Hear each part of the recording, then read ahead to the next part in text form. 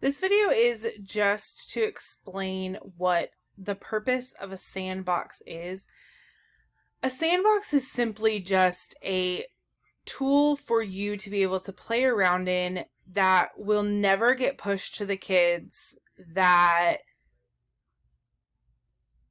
Mr. Ayala, the district, they can't see. Like, they will never be able to see what you do in it.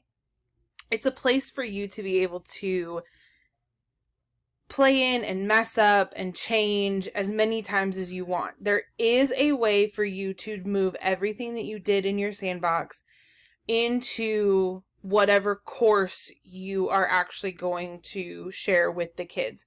For me, that course will be homeroom. Whatever course you decide for that to be for your students is where I will, in a later video, share with you how to do that. Hope that kind of better explains what the point of a sandbox is. Really, it's a practice template for you to use.